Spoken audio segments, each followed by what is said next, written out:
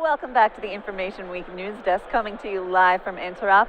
I'm Sarah Peters, and with me now is one of my favorite people, and I'm not just saying that because he's my boss, Tim Wilson, Editor-in-Chief of Dark Reading, and who is also the mastermind behind the Cybersecurity Summit that we had on Monday and Tuesday, and also the security track here at Interop. Tim, thank you for being here with me.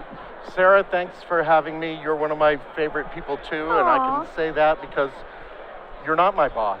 So you're just one of my favorite people. Aww, love on the Dark Reading team. Well, first of all, you've been super busy this whole week. So why don't you tell me, first of all, tell the people, because I was there, but tell them about the Cybersecurity Summit that we had Monday and Tuesday and the thought process that went into the program. Well, and thank you for saying nice things. Sarah actually did quite a lot of work on it as well. What we did was, it was a 2-day summit in which we talked about the issues around security in a way that normal humans can understand. We spend a lot of time in security talking at levels that are very difficult to understand. When you go to Black Hat, sometimes your second slide is all code. But the people we had here this week were IT level executives who have some responsibility for security, but who needed a real crash course. And so we spent 2 days giving them the best people on every topic in security. Everything from cloud to mobile, to incident response, to breaches, and cyber insurance. And we talked about a lot of really good issues. We had some great speakers. Now, I don't want to put you on the spot, but was there anything that came out of that even surprised you? There were several things. Chris Novak from the Verizon Business Organization came with the latest statistics from the Verizon Data Breach Investigations Report, which gives a lot of data on the current breaches that Verizon has seen and what causes them and why and how long and issues like that. And I think one of the things that was surprising about that is how little things change over time. You know, the average breach is still takes anywhere from a few weeks to months to be discovered, and more frequently than not is discovered by someone other than the company that's the victim. So it's reported by law enforcement or by a partner or by somebody who happened to be monitoring their security or that sort of thing. So what that says is that we still have a lot of work to do in security.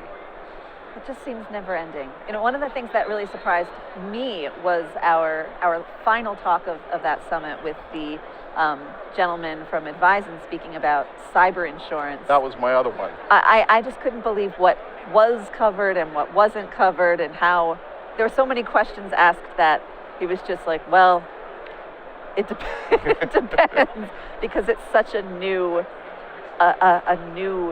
industry. Well, I thought it was fascinating. I think I've heard cyber insurance discussed before by security people.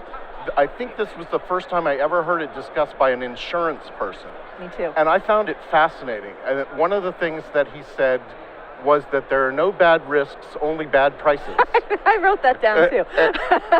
And so what that says to me, he told us that there are 60 companies already offering cyber insurance. And I was surprised by the list of things that they actually do cover. They will pay for ransom, for example. I know.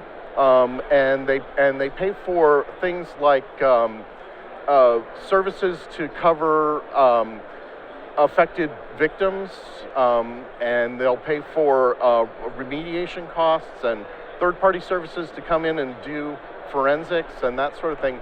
So they actually pay for more than I thought they did. They did, and that surprised me, but then I was also really interested to learn more about how different the policies were and how hard it might be to actually get one, because some of the requirements just to be able to, for the customer to have the right security defenses in place just for the insurance company to give them the policy in the first place. That it seems very, very complicated at this stage. You're absolutely right. And what I used to say was that there are no actuarial tables for cyber breaches in the way that your insurance company can tell you the likelihood that an earthquake is going to hit your house or that you might die in the next 10 years. Right. They can be very accurate about, but they're not. I used to say that there weren't any actuarial tables. What our speaker yesterday taught us is that there are about 60 different companies with actuarial tables, but they're all different. And so your prices for cyber insurance might be anything from a few grand to $30,000, $40,000, $50,000, depending on. So you never know until you actually talk to the companies. Yeah. All right, now we also still have security sessions going on in the regular security track at Interop. So tell us what's going on there. We have one of the sessions that's just started just now is John Paranti's session on ransomware. We had him here this morning a bit, but that was his perspective, so you tell me the outside perspective. If you've talked to John Paranti, then you know what that session is probably like.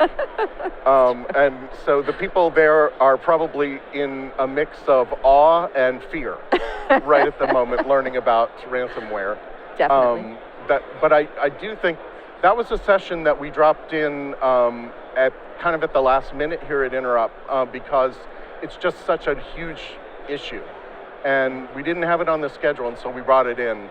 And I know that John is doing a great job talking about what you should do about it, whether you should pay or not, how can you stop it from happening in the first place, and issues like that. I think it's a big issue for a lot of security people right now.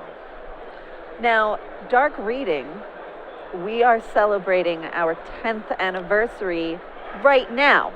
I know Interop is having 30 years, which is super exciting, but we are also celebrating 10 years of covering all cybersecurity all the time. And you have been here from the very, very beginning. So tell the people, first of all, what is coming for us for our celebration of 10 years, and go back 10 years and just what has been, I guess, the biggest change from your perspective in 10 years in security. Okay. I'll give you credit because you're writing a lot of the stuff that I'm about to talk about. Okay. Well, I better actually do it then, since you're putting me on the spot now.